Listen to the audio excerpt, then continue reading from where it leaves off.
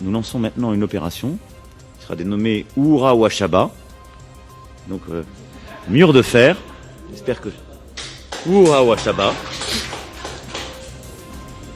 Et donc, c'est le rideau de fer. Au drame de l'immigration à Mayotte avec le naufrage d'un kwassa-kwassa. Le bilan est de 6 morts et 10 disparus. Le naufrage d'une barque d'émigrés clandestins en provenance des Comores. Un nouvel accident de kwassa-kwassa au large des Comores. Une barque avec à son bord 39 personnes à chavirer. C'est une barque comme celle-ci, transportant 38 personnes, qui a chaviré au large de cette plage.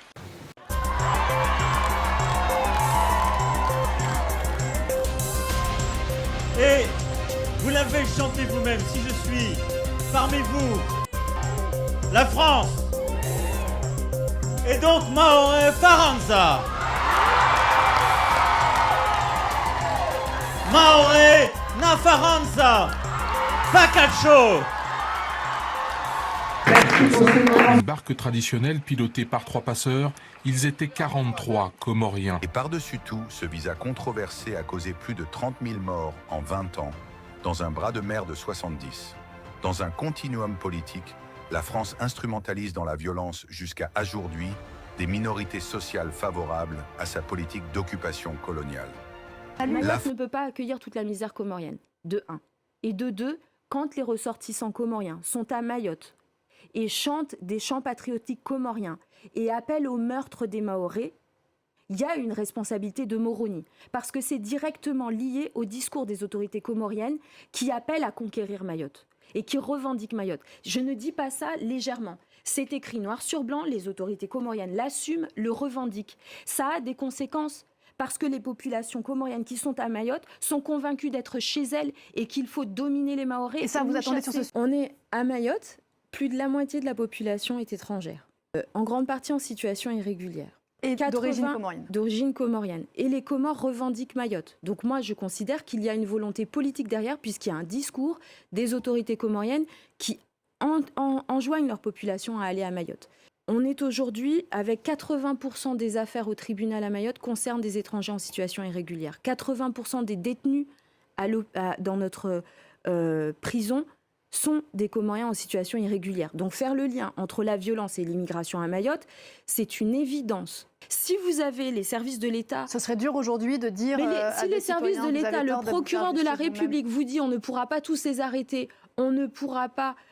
vos bourreaux vont vivre avec vous, ben, c'est de la légitime défense de dire on va s'en occuper nous-mêmes. Moi, je ne peux pas regarder ma population et dire vos enfants sont attaqués, vous allez à l'école ou au travail, vous faites agresser, et puis vous dire vous attendez benoîtement, parce que quand on parle de submersion à Mayotte, on n'a plus accès à nos services publics. 80% des inscrits dans nos écoles sont des enfants comoriens qui arrivent par bateau le matin même. On n'arrive plus à suivre la machine démographique qui est en marche à Mayotte. 80% des parturientes dans notre hôpital sont des Comoriennes qui arrivent en bateau. C'est une machine démographique qui est en train d'engloutir Mayotte. On avait un système d'eau qui était pas formidable, mais qui fonctionnait. Quand vous avez la population qui double, qui triple, ben ça suit pas. Parce qu'en fait, rien n'est prévu, rien n'est calibré pour la population qu'on a sur place. Donc c'est pas une accumulation d'un problème existant. C'est que ça a complètement fait imploser un système qui était fragile, qui n'était pas formidable, mais qui était fragile. Il y a les statistiques, au début des années 80, on parle de quelques centaines de Comoriens qui sont installés à Mayotte. Voilà. Aujourd'hui, c'est la moitié de la population et on est officiellement 287 000. En réalité, selon le préfet de Mayotte qui avait distribué 450 000 masques en disant 1 par adulte, et selon la consommation de riz, les importations de riz à Mayotte, on est au bas mot 1 demi-million, voire 600 000. Donc quand on ne peut pas calibrer la population qui est sur l'île, on ne peut pas faire marcher une quelconque politique publique. Le président Zirari, nous revenons sur les minutes.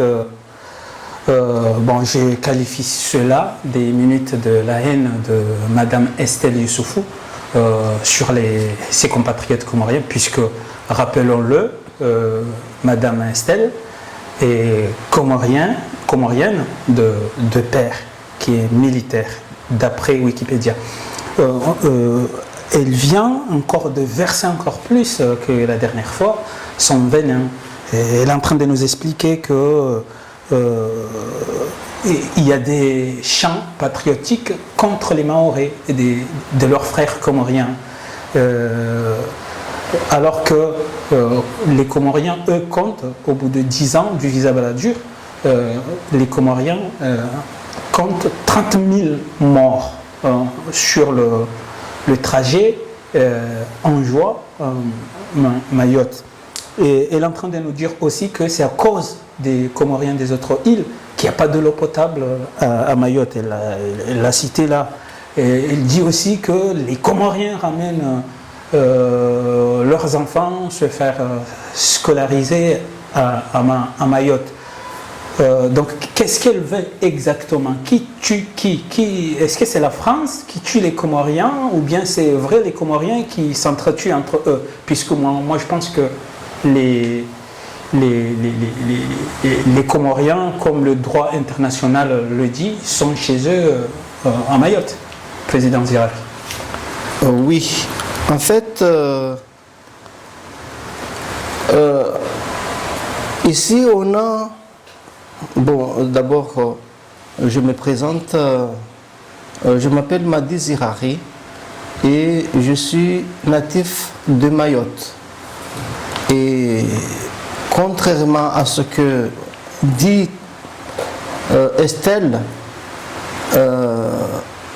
les Mahorais ont le droit de chanter ce qu'ils veulent et ce qu'ils entendent exprimés comme des individus, des êtres humains libres et démocratiques et libres de vivre comme ce qu'a voulu le bon Dieu leur offrir en tant que un temps de vie dans leur territoire. Moi je suis Mahorais, je suis né à Mayotte et je suis comorien. Contrairement à ce qu'est Estelle ici, elle n'est pas née à Mayotte.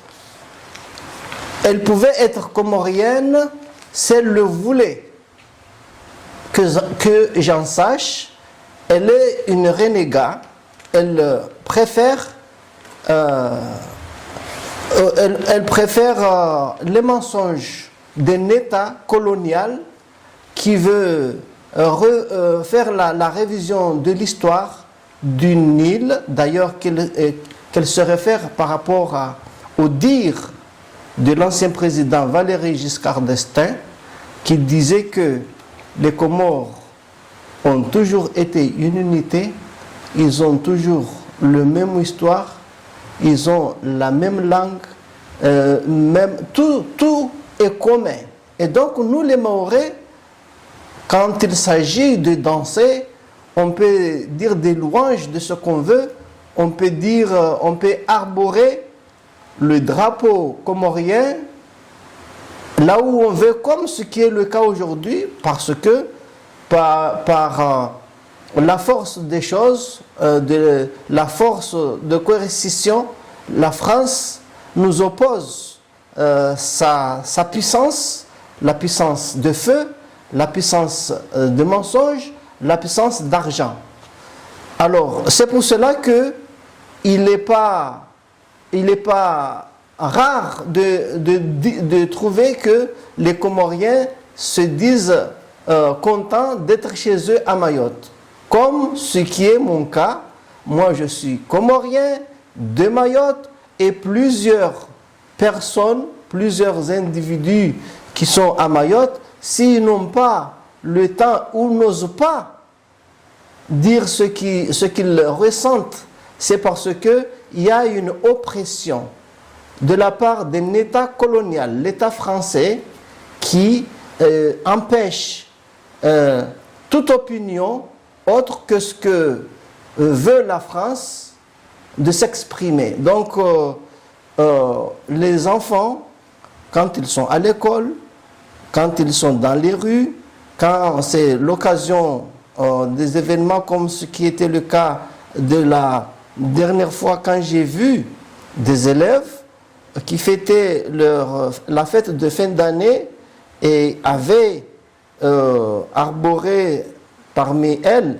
avait arboré ou avait hissé le drapeau des Comores, pour moi, c'est une situation tout à fait normale, parce que moi, je vois même aujourd'hui, Tu ne réunis pas les hier, le 6 juillet, bien que la France colonise les Comoriens et les pourchasse partout, que ce soit chez nous, aux Comores, à Mayotte, que ce soit en France, mais j'ai vu des personnes, des Comoriens, qui ont fêté leur indépendance. Bien sûr, même si c'était une indépendance que la France a tuée dans l'œuf, mais quand même, il y a des gens, il y a des gens qui ont préféré, cela fêter après 50 ans de soi-disant indépendance avortée. Et donc, il y a eu des drapeaux comoriens qui ont sillonné la grande rue Canébière. Et ils ont été sous protection de la police française. Parce que les enjeux ne sont pas ce que veut bien continuer à expliquer ou à détourner que la France reste à Mayotte. Et donc, moi je voulais rappeler que ici, il n'y a pas eu de violence parce que les Comoriens ont montré leur drapeau et montré leur joie le jour où ils fêtaient leur indépendance. Pourquoi ce qui est valable pour partout en France, qu'on peut même s'habiller du drapeau des Comores, on ne peut pas le faire à Mayotte. Si on ne peut pas le faire, c'est parce que des gens comme Estelle sont là parce que ce sont des mendiants. Elle est née à Paris, mais elle profite de la situation, de l'oppression de la part de la France pour continuer à recevoir par-ci par-là des subsides de l'État français et ainsi monter la haine. Ce qu'elle déverse là comme haine, c'est ce que la France veut que ça s'entretienne ici aux Comores, à Mayotte. C'est pour cela que jamais on n'a pas vécu à Mayotte de moments de liberté, de vivre ensemble. C'est pour ça qu'il y a la violence aujourd'hui qui s'est accentuée. Et je rappelle que cela est venu, c'est parce que la France, à Mayotte, les Comoriens qui sont là-bas, qui la France chasse, n'ont affranchi aucune frontière. Mais Madame Estelle, il faut que tu le saches. Les Comoriens, nous les Comoriens, que ce soit natifs de Mayotte, ou d'Anjouan, ou de Moélie, ou de la Grande Comore, ici, en termes de droit international, nous n'avons affranchi aucune frontière. Et ça, même du droit comorien. Au regard du droit... Parce que nous sommes Comoriens. Moi, je suis Maoré, mais je suis Comorien. Je ne suis pas un renégat comme elle. Et c'est ça, en fait. Alors, ça. Moi, je voulais juste montrer que Estelle, comme les autres collègues comoriens, comme Azalia Soumani, par exemple, comme Msaïdié, le soi-disant président, où il est le ministre, soi-disant ministre des économies, de l'économie des Comores, alors que ces gens-là, ce sont des agents qui travaillent pour les intérêts de la France. Et il y en a qui sont à Mayotte, il y en a qui sont à la Grande Comore. À Anjouan, il y en a aussi. Et aujourd'hui, Estelle, avec son oncle, je vais dire, bon, par défaut, parce que Estelle, elle, renie son appartenance à la communauté comorienne, malgré qu'elle soit née d'un père comorien. Et que ce que j'observe, laisse-moi expliquer, c'est parce que ce sont des mendiants. S'ils se disent comoriens, ils risquent de souffrir parce que la France a mis sur place, sur pied, des mécanismes, des machines à opprimer les Comoriens, à les affamer et à les assoiffer. Ceux qui veulent vivre dans l'opulence, dans le bien-être, il faut qu'ils soient contre la nature, contre le Comore. Et là, on peut vous entretenir, on peut vous blanchir, on peut vous nourrir, on peut même vous attribuer des salaires. C'est ce que fait la France aujourd'hui.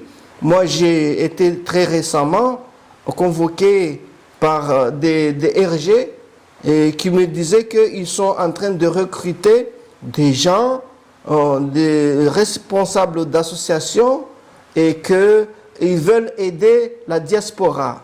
Mais ce qui se cache derrière, c'est que tous ces Comoriens qu'on utilise contre leur propre pays, ce sont des gens qui, depuis l'histoire, n'ont jamais vécu la paix. Ils ont vécu la déportation, la colonisation. Aujourd'hui, c'est la déportation, mais ça a commencé autre chose. Ça a commencé depuis le traité négrière. Hein? Et puis, il fut un temps où on nous a assemblés. Quand ça arrangeait la France pouvait dire que Mayotte est le chef-lieu des Comores. Hein? Et depuis il y a 50 ans, quand le peuple comorien a voulu choisir un autre choix, qui est celui de son appartenance à la France, et comme la France n'a pas voulu cela, donc il a mis sur pied des gens, des mécanismes qui fait que plutôt que de vivre dans la famine, etc., dans la paupérisation, dans la pauvreté, eh bien, si on accepte les services tels que Mansour Kamardine, tels que Estelle Youssoufa, tels que Azali Assoumani, ce sont des grands agents. Et loin devant, Azali est leur chef par excellence. Mais quand ici, j'entends Estelle dire que Azali et ceci, cela, mais ce que ne sait pas Estelle, ou ce que fait semblant. Est-ce que Estelle sait que Azali est payé en même titre qu'elle pour faire le service de la France pour... Mais si vous voyez ici, si vous me permettez, Président Zilari, en écoutant Madame Estelle, elle a bien dit qu'il y a des Comoriens qui chantent des chants contre la France pour tuer des Français, pour tuer les Mahorais, plus précisément. Or, en regardant la réalité, et je l'ai dit, et je le répète, c'est le visa Balladur qui a tué 30 000 Comoriens. Le visa Balladur, c'est émane de... Oui, là aussi. Donc pourquoi elle inverse les rôles? Voilà, justement. Pourquoi elle inverse les rôles? Une deuxième question, si vous me permettez, la question qui concerne qu'est-ce qu'elle a réellement contre les Comoriens, puisque en fait, elle ne s'arrête pas à Mayotte, mais là, et elle commence à attaquer les Comoriens qui se trouveraient à Marseille et qui, je ne sais même pas. Alors, si on revient encore, le chant qui appelle à tuer les Comoriens, c'est Emmanuel Macron qui l'a chanté. Quand elle dit le visa Balladur qui a tué 30 000 Comoriens ne suffit pas, maintenant il faut un mur de fer. Hurrah Wachaba. Est-ce que cela ne signifie... C'est pas un appel à tuer? Pourquoi Estelle Non, mais c'est pour cela qu'il faut voir que Estelle, c'est une menteuse. Parce que quand elle dit inverse les rôles. Elle inverse les rôles. Qui c'est qui tue par centaines, par des dizaines de Comoriens dans leurs eaux territoriales? Est-ce que ce sont les Comoriens qui se tuent tout simplement? Qu'est-ce qui amène des bateaux avec des gros pour renverser des petites embarcations? Qui c'est qui a poursuivi, qui poursuit des Comoriens en termes du droit international qui sont chez eux, jusqu'à se faire pendre dans des poteaux électriques à Mtsapéré? C'est pas les gendarmes français? Qui c'est qui, après les problèmes de drogue là, dans l'hôtel Tevani, Tevani je crois, qui a tué la fille moélienne? Est-ce que c'est une Comorienne? C'est pas des Français? Qui c'est qui est en train aujourd'hui même d'emprisonner les Comoriens qui ne affranchit aucune frontière dans les prisons qu'on a construites illégalement au regard du droit international. Il faut que Estelle se rappelle qu'en droit international, ce que fait la France là-bas est équivalent à ce qui se passe ici en Palestine. Exactement, je voulais donner cette Estelle, pourquoi elle s'acharne? C'est parce que de l'autre côté, il n'y a pas de répondant. C'est comme les chaînes. Parce que Estelle, quand elle parle, pourquoi Azali ne peut pas réagir? Parce qu'ils font le même travail. Azali, c'est un recruté de la France, et Estelle aussi cherche aussi à trouver des fins de mois, comme les Azali aujourd'hui, qui s'accrochent dans le pouvoir. Qui c'est qui a adoubé Azali de violer toutes les lois de son pays? Ce n'est pas la France, ce n'est pas le chef de Estelle qui l'accompagne tous les jours. Qui c'est qui a été à Madagascar avec Azali, ce bourreau des Comoriens? Ce n'était pas son président, Emmanuel Macron. Qui c'est qui est là-bas, qui est en train de travailler pour la France, pour les intérêts de la France, pour confisquer les biens,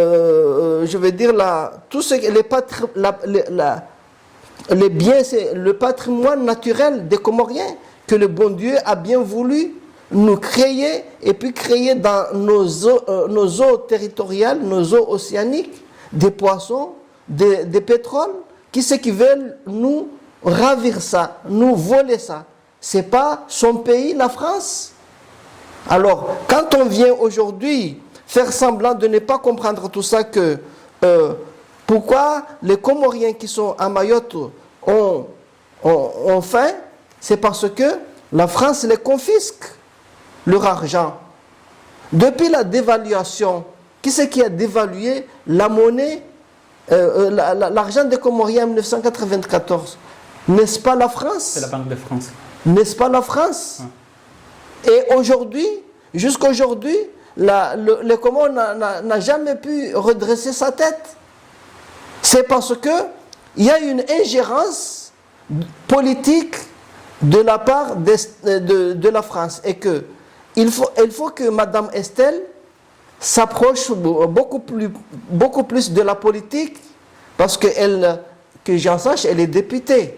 Oui, elle pourrait aller... Le rôle d'une élue, elle doit, je la demande, d'aller demander à son pays, la France, de cesser de confisquer les avoirs des Comoriens, de bâtir soi-disant la monnaie des Comoriens. Parce que s'ils auront leur monnaie, s'ils auront le contrôle de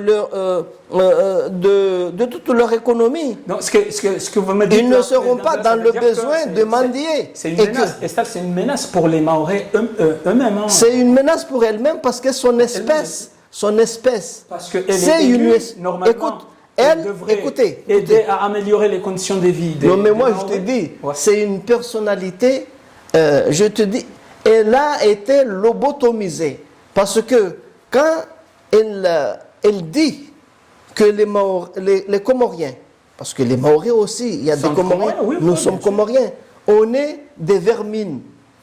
Ça veut dire quoi? Ça veut dire tout simplement que si on avait face à nous quelqu'un qui est consciente, qui sait la valeur des mots, elle aurait pu avoir honte de traiter un être humain de bestial, de vermine. Et ça, tu lui dis en étant une personne de la famille, une fille naturelle d'une telle espèce. Tu le dis, et même en monde visuel, tu le dis. Et quand on apprend, des gens qui ne connaissaient pas, mais quand on apprend aujourd'hui que son père vient de là-bas, mais c'est une honte. Mais ce sont des gens comme ça qui sont dépourvus de l'humanité, de la honte. C'est pour ça qu'elle se permet de dire tout ça, parce que quand quand elle montre que parce que c'est ici, elle... sur ses propos, elle a dit, il y avait suffisamment d'eau potable à Mayotte, mais les Comoriens sont venus, donc c'est insuffisant. De toute façon, les Comoriens à Mayotte, ils ont le droit de boire de l'eau. Mais est-ce que c'est leur eau? Est-ce que c'est... Parce que moi, je veux revenir sur ce qu'on a vu, Monsieur le Président, la dernière fois, concernant des femmes maoraises qui réclament le droit à leur terre.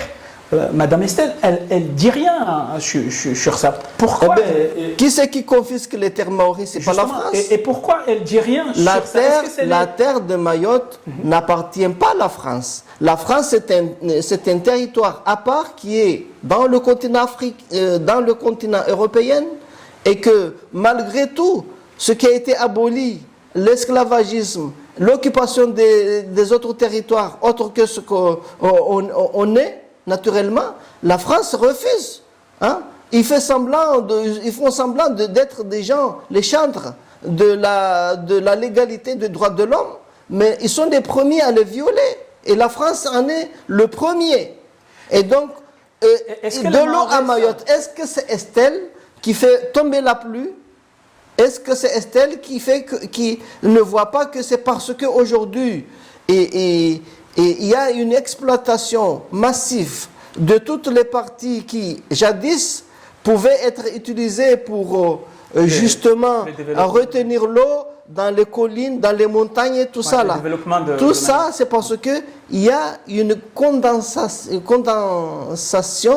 ou de peuplement qui fait que tous les territoires, tous les parties qu'on pouvait faire un réservoir d'eau, des arbres, de stockage des eaux, pour permettre à ce que les sources, les rivières coulent, eh bien, il n'y en a plus parce que il y a la venue de plusieurs Français qui se sont venus se rajouter avec les Comoriens qui naturellement étaient chez eux depuis jadis.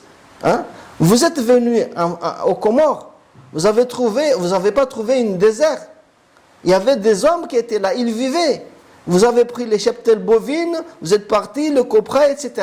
Maintenant, ça ne vous suffit pas. Vous venez en masse, prendre les terres, tous les terres qui sont bien, qui permettent à ce qu'on puisse cultiver, etc., vous les prenez. Et puis, bien sûr, vous maltraitez les autres Comoriens des îles, et puis vous faites tous les coups fourrés là. Par exemple, à Madagascar, en 1977, c'est eux qui ont été à l'origine, les RG français, qui ont été à l'origine du déclenchement des chasses, des pourchassements des Comoriens à Madagascar. Et de tout ça, c'est la gestion politique coloniale des Comores qui fait que on quitte les 3 autres îles pour venir sur une seule des îles parce qu'il y a une articulation de la part de la France qui est là-bas, qui gère la monnaie, qui gère même, il a le port avec Bolero, il a ses agents là-bas dans la période dite à l'époque des mercenaires.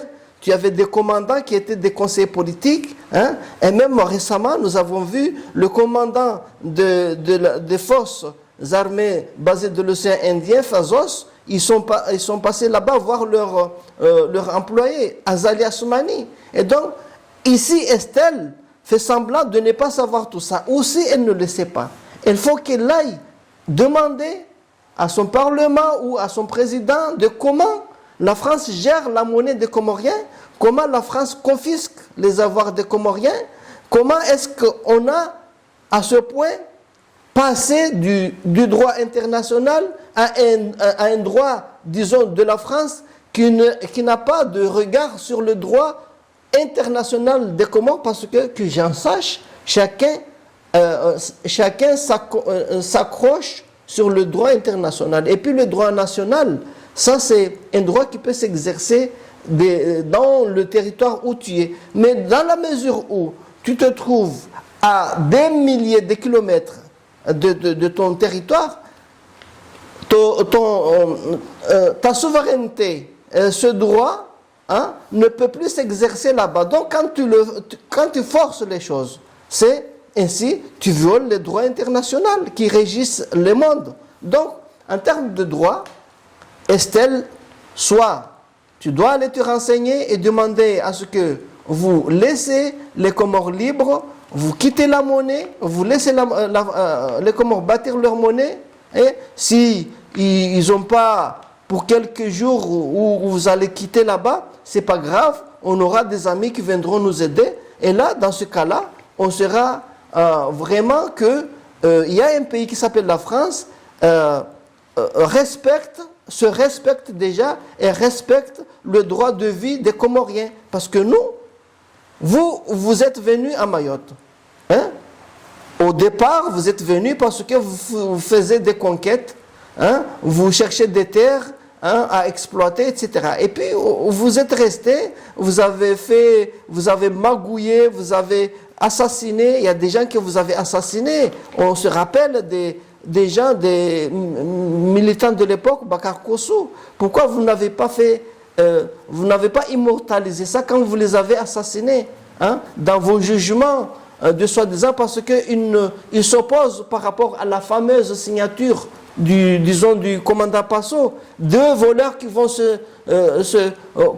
qui vont concrétiser une vente alors que le bien ne leur appartient pas. C'est-à-dire, ce fameux Andian Ntsuli, c'est un malgache qui était assoiffé comme Esther. En seconde larron, qui vient, un voleur, qui s'appelle Commanda Passo. Et puis, aujourd'hui, ces petits-fils viennent, hein, nous faire semblant de faire croire que les gens ont oublié tout ça. Ont oublié tout ça et dire que le Comorien n'est pas chez lui aux Comores, à Mayotte. C'est comme ça que nous, aujourd'hui, nous sommes en train de voir ce fait-là, et tout le monde sait et dénonce que ce qui se passe en Palestine avec les Israéliens, c'est ce que fait la France ici. Et nous n'oublions pas ça, Madame Estelle. Nous, les Comoriens, que ce soit Maoré comme moi, que ce soit Anjouanais comme les autres, sont des Comoriens et ont le droit de vivre à Mayotte, que tu le veuilles ou non, parce que c'est pas toi le bon Dieu, c'est pas toi qui as créé Mayotte, la terre, Mayotte, c'est pas toi qui donne le cœur et le droit de vie. Donc, si vous n'êtes pas content, vous la France, vous n'avez qu'à plier bagage et partir, et nous laisser tranquilles et vivre nous en tant que frères et sœurs. Nous n'avons pas besoin de vous. Vous nous traitez des bestiaux. Mais nous, avec respect, on vous respecte. Vous êtes un être humain, mais un être humain égaré, assoiffé, lobotomisé. On vous a écervelé, on vous a changé votre cervelle au point de vous renier, Madame Estelle. Je vais poser une question que je pense que vous avez déjà répondu la moitié de cette question, ou bien vous avez répondu pour vous-même, mais j'aimerais bien avoir un avis vraiment selon le cas général, puisque ce que vous avez répondu pour vous. Madame Estelle présente un danger pour les Comoriens, notamment des 3 îles, puisqu'elle passe son temps à les insulter, à les calomnier, à les diffamer. Aucun Comorien n'a jamais réagi parce qu'ils ont peur. N'a jamais appelé à tuer des Français, ni à tuer leurs compatriotes comoriens. C'est plutôt, je répète encore une fois, que c'est Emmanuel Macron, le président français, qui avait appelé à ériger un mur de fer. Hura Washaba. Hura Washaba, ça sert ça veut dire que les 30 000 Comoriens morts à la mer à cause du visa baladeur ne suffit pas. Donc il faut encore peut-être un génocide. Donc ce n'est pas un Comorien, à ce que je sache, Emmanuel Macron. Et encore une fois, elle vient de dire que même si les Comoriens ne sont pas à Mamoudzou ou Pamandzi, mais qui se trouvent à Marseille, c'est des Comoriens que Estelle appelle toujours à chasser, à tuer. Je ne sais pas. Donc, je voulais dire par là qu'au moins, les Comoriens des 3 îles savent très bien que Estelle représente un danger pour cette partie de la population comorienne. Maintenant, ma question est la suivante, Président Zirari. Est-ce que les Comoriens de Mayotte sont au courant aussi que Estelle aussi est un danger pour les Mahorais, puisqu'elle est élue pour développer l'île? Au lieu de développer l'île, elle passe son temps à insulter ou bien à diviser les Comoriens entre eux, et elle propose rien d'autre que ça. Est-ce que les Mahorais on commence à ouvrir les yeux pour voir que finalement le mandat bientôt sera fini et les problèmes de Mayotte continueront comme les autres problèmes des trois autres îles? Est-ce que les Mahorais sont conscients de ça? Non, pour moi, pour la réponse concernant à cet exposé, ton exposé là, moi je crois qu'il faut faire très attention parce qu'il y a des choses qui dépassent les questionnements, il y a des choses de fond, c'est la pratique politicienne de l'oppression, de la colonisation et de la néocolonialisme. Ce qui fait que les outils qu'utilise la France, diviser pour mieux régner, c'est ça en fait. Et Estelle n'est pas un cas à part. Il y en a eu. On entend non, Carvenze. Ça, c'était le départ. Ça veut dire qu'elle est consciente de ce qu'elle fait? Non, mais je te dis, c'est ça en fait. C'est ça qui fait nourrir la colonisation et que fait en sorte que la France ait sa place. Parce que s'il n'y a pas une division, s'il n'y a pas une confrontation de la part des Comoriens, eh bien, forcément, il y a la paix. Et dans la paix, le colonialisme, l'impérialisme n'a pas sa place. Et donc, pourquoi je dis ça? C'est parce que quand les Comoriens vont réagir, forcément, ils vont réagir violemment, par exemple, eh bien, il y aura des blessés, il y aura des morts, il y a des morts, il y aura des morts. C'est le cas quotidien de ce que font les envahisseurs ou les dominants, en tout cas les impérialistes. C'est ça en fait. Ici, à Mayotte, c'est à l'échelle d'éprouvettes, c'est à l'échelle miniature. Mais regarde, ces mêmes phénomènes, tu les trouves partout dans le continent. Et donc, pour entretenir, regardez, quand, par exemple, on a le cas... est consciente de ça. Non, mais elle... Pourquoi elle souvent, accepte de jouer ce rôle-là? Souvent, je te dis, je t'ai expliqué, je t'ai dit un mot là, que Estelle, elle est lobotomisée. C'est-à-dire, sa cervelle est sous contrôle d'autres esprits, d'autres choses. Parce que pour elle, pour son bien-être, pour son opulence, il faut qu'elle s'appuie sur des éléments de la haine qui se nourrissent du sang des autres. Pour que, non, en fait, c'est pour être récompensé par l'Occident, par la France, par la puissance.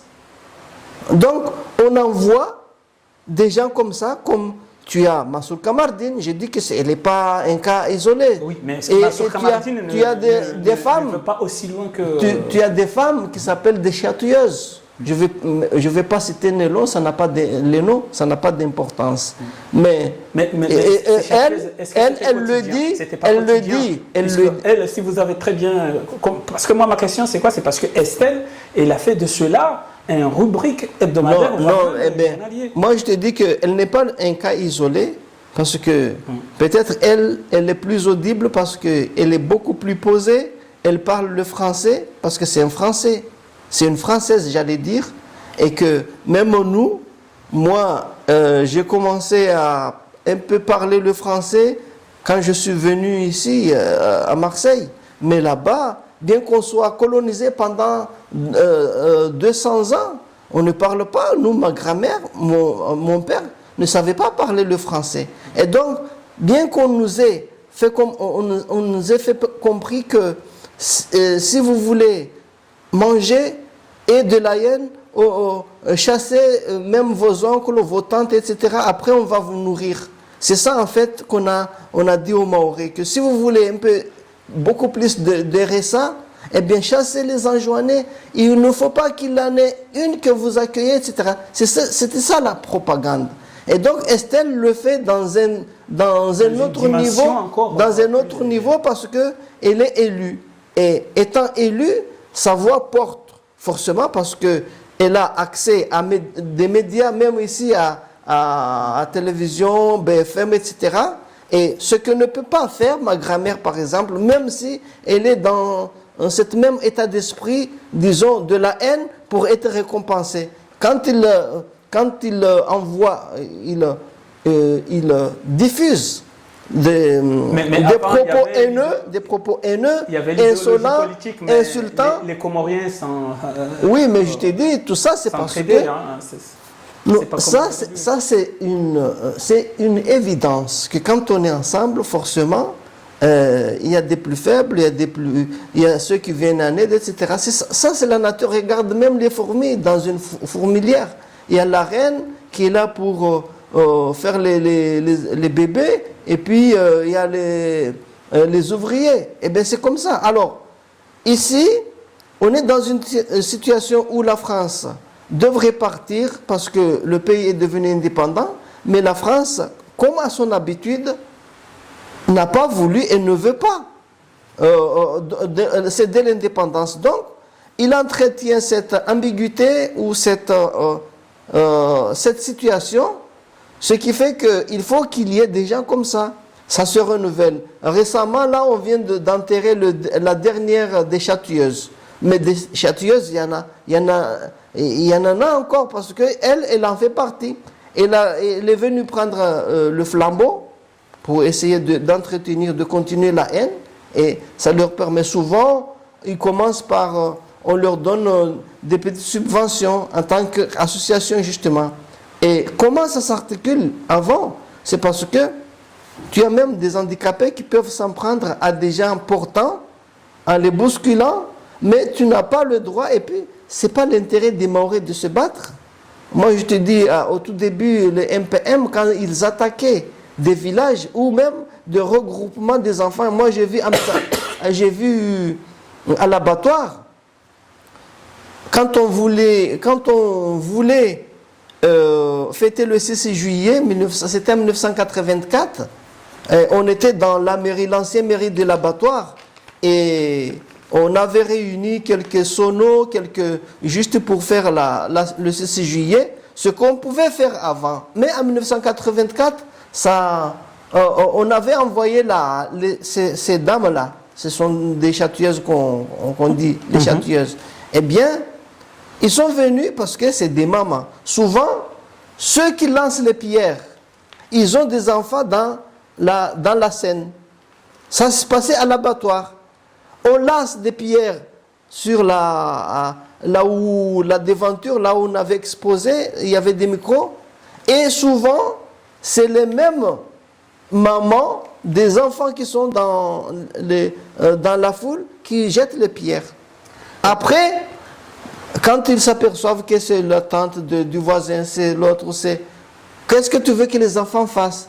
Eh bien, ils se sont résignés, ils se sont repliés, et puis derrière, il y a les commandos, les vrais commandos de lutte, les vrais commandos armés, hein, c'est la Légion étrangère souvent, hein, et puissamment armés qui viennent pour, au lieu de venir apaiser les mamans, etc., et de les raisonner, mais c'était pour les aider à chasser et faire en sorte... Voilà, c'est ça en fait. Et donc cette violence-là, c'est une continuité de la pratique colonialiste. Donc c'est le cas de Estelle, c'est le cas de plusieurs personnes, mais Estelle, avec les moyens d'outils communicationnels, ça permet en tout cas de nourrir la toile Internet. Eh bien, c'est parce que derrière, c'est du travail qui est fait exprès, parce que ça remonte depuis plus haut, parce qu'avec la situation actuelle, les guerres, l'avènement de l'AES, la Chine, la Russie, donc Emmanuel Macron a augmenté le budget disons de la propagande, hein, pour justement essayer de contrecarrer les informations qui nous viennent avec les internets, Hein, ce qui ne pouvait pas être le cas avant avec les radios RFI, etc. Donc c'est ça en fait, il faut comprendre que là, si les Comoriens vont commencer à répondre par exemple des invectives comme Estelle, c'est ce que veut la France. D'ailleurs, c'est ce qu'elle cherche parce que ça nous permet de le nourrir et de dire que bon voilà, il y a la violence et comme ça, elle a sa place tranquille. Hein. Et j'ai compris. Et comme ils le disent, ou bien c'est écrit sur la Constitution, la France est un pays des droits. Est-ce que les propos que tient Estelle ne sont pas des propos haineux? C'est-à-dire, est-ce qu'on ne peut pas, ces propos-là ne risquent pas de provoquer ce qu'on essaie d'éviter en fait? Non, moi je voulais dire, attendez, parce que c'est pas ça la question. La question, est-ce qu'on ne peut pas déposer une plainte contre Estelle pour qu'elle s'arrête, elle arrête ses propos, bien ce sont des propos normaux, puisque nous sommes dans un pays des droits. Bon, écoutez, moi ça je serait pas bien. Vaut mieux qu'on ferme qu'on bouche les oreilles. Non. À ton avis? Bon, moi mon parce avis. Il faut toujours prévenir. Il faut déjà. Je ne parle pas de notre cadre. Je parle non, mais moi je te dis une chose. Il faut déjà ceux à qui on s'adresse, c'est-à-dire les Comoriens. Au moins maintenant, le minimum des choses, c'est quand on t'a parlé, on t'a adressé à travers des vidéos, c'est d'en faire une autre et puis de répondre, essayer de répondre en tout cas d'une façon apaisée, d'une façon calme. Ça ne veut pas dire que tu vas forcément, vous allez vous entrer dans des mains frontalement, mais c'est juste raisonner, de montrer que toi tu n'es pas d'accord et tu ne partages pas son avis. Et c'est ça, c'est ce que nous faisons ici. Alors, moi je suis en train de vouloir t'expliquer encore que, regarde ce que fait la France. Tu vas comprendre. Aujourd'hui, il s'agit du cas de l'Ukraine et la Russie. Eh bien, tu n'as pas entendu de la bouche d'Emmanuel Macron qui a dit que la Russie est le dernier des colons. Alors qu'on sait que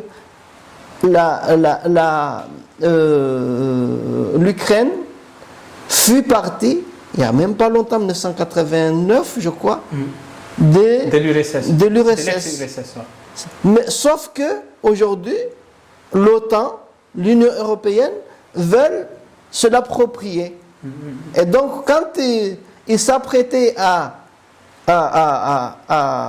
englober la Russie et puis faire le leur, le mettre dans leur joug otanien,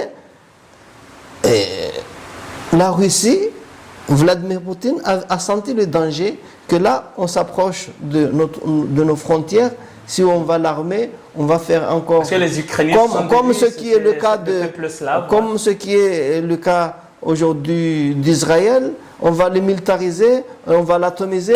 Donc Moscou sera beaucoup plus proche que, donc ils ne peuvent pas laisser ça. Alors, et quand Emmanuel Macron, en voyant ça que la Russie est là, est intervenu, hein, parce qu'il n'a pas voulu demander à ce que ce soit l'aval de l'ONU ou je ne sais quoi, pour Emmanuel Macron, c'est une violation internationale.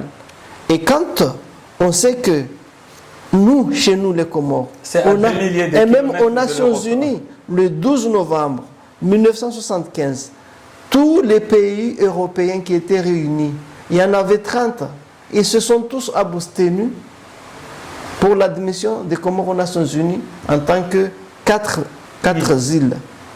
Mais de tout ça, il y a des condamnations qui ont dépassé plus de 22 fois aux Nations Unies. Que la France a été condamnée. Que la France, du fait d'être restée à Mayotte et d'organiser le mois de février 1976 des élections qui n'ont pas été reconnues Eh bien, là, quand tu entends Emmanuel Macron dire qu'il y a un dernier pays qui est un pays colonisateur, mais il s'oublie. Emmanuel Macron oublie que pire que la France, tu meurs. en termes d'exploitation, en termes de colonisation. Parce que on n'oublie pas qu'en ce moment même, il y a le problème de la Nouvelle-Calédonie. Combien de gens qui ont La Russie n'a pas une de terre en Afrique, en Asie On se rappelle de Jacques Chirac, c'était en 1988, 89, je ne me rappelle plus la date, mais Samora Machel, Yoweni, tout ça, ils n'ont pas été tués là-bas. Et donc tout ça, Emmanuel Macron, quand il s'agit de mentir, de faire de la politique mensongère, il n'hésite pas. Donc c'est ce qui est le cas de Estelle, quand elle dit oui, voilà, ce que tu viens de dire là, c'est la même chose que quand ça les arrange, il n'y a pas de droit que ce que vaut leur parole. Et quand ça ne les arrange pas, eh bien, ils oublient, ils sont amnésiques, ils oublient qu'eux-mêmes font la même pratique de ce qu'ils sont en train de dénoncer.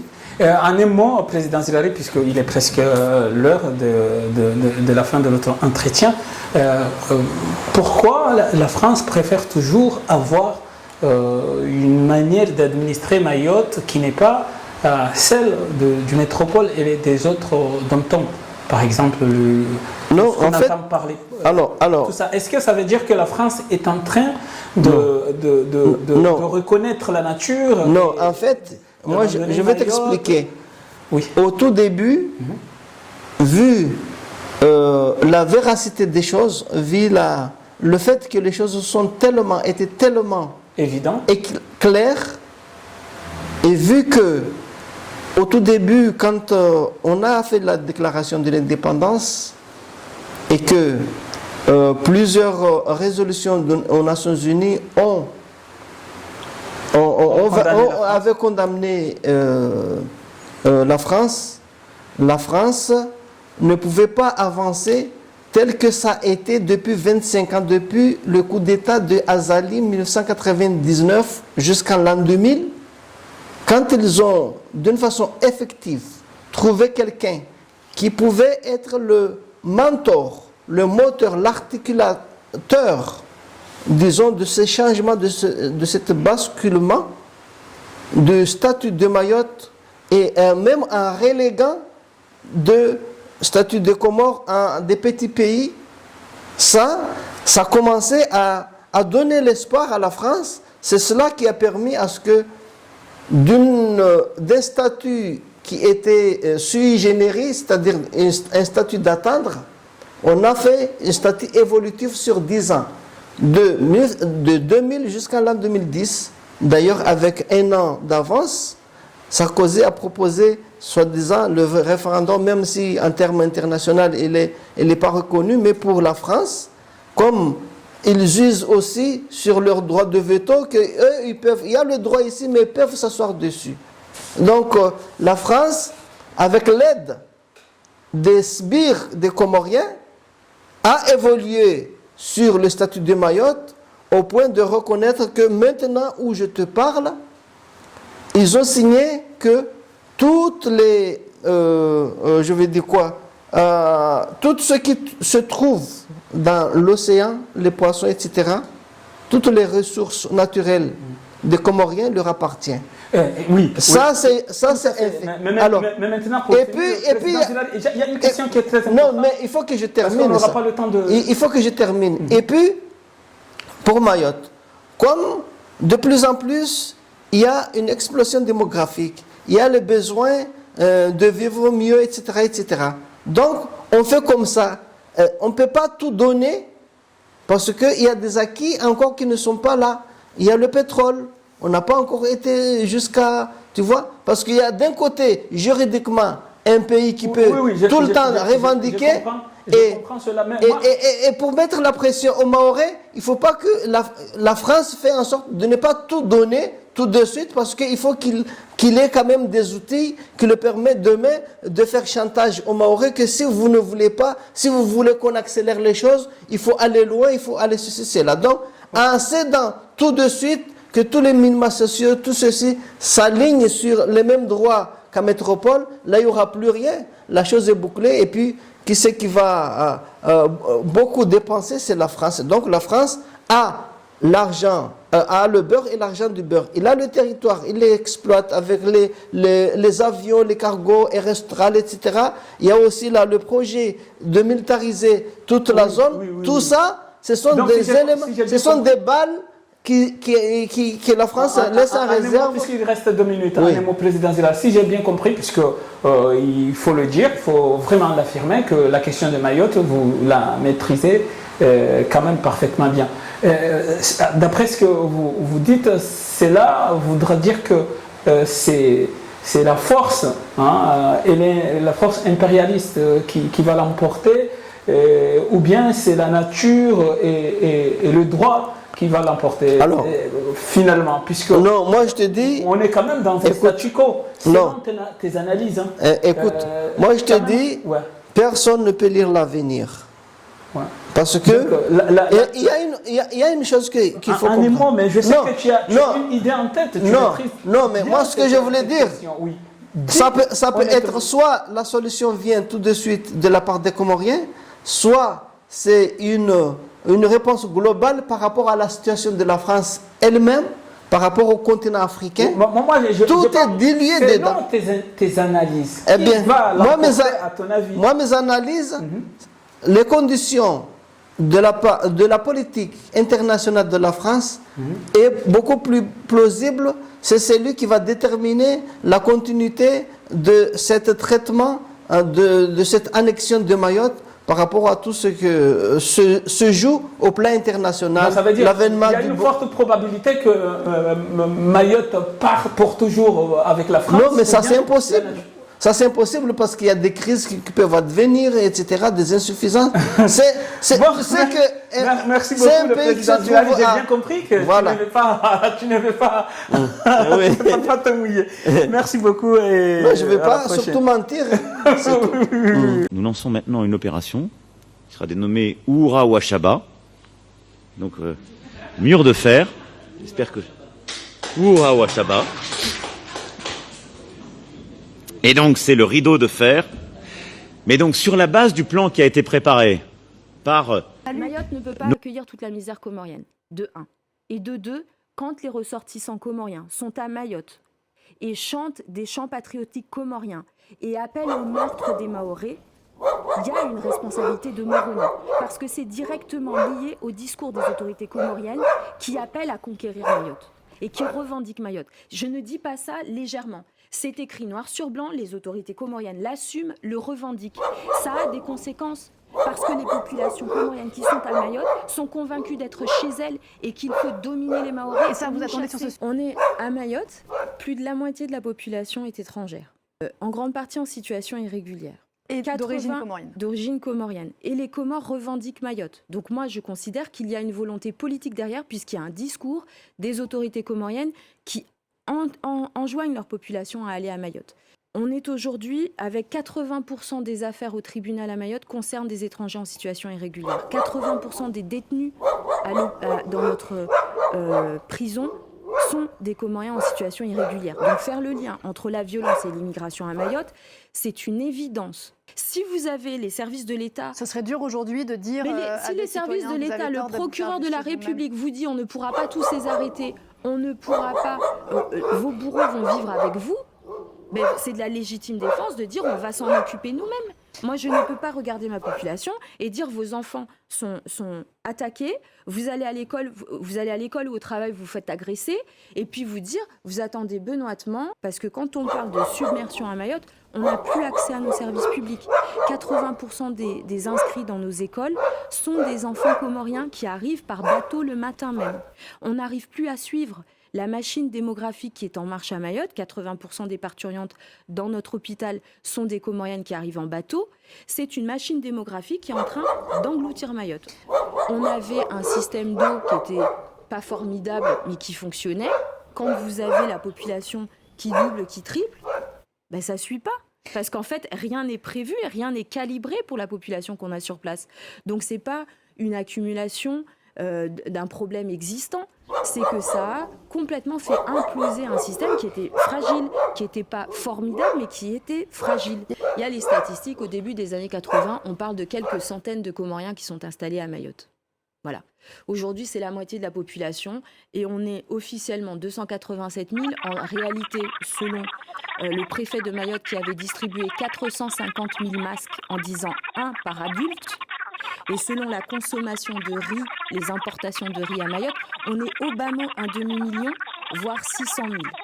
Donc quand on ne peut pas calibrer la population qui est sur l'île et qu'elle est en constante augmentation, on ne peut pas faire marcher une quelconque politique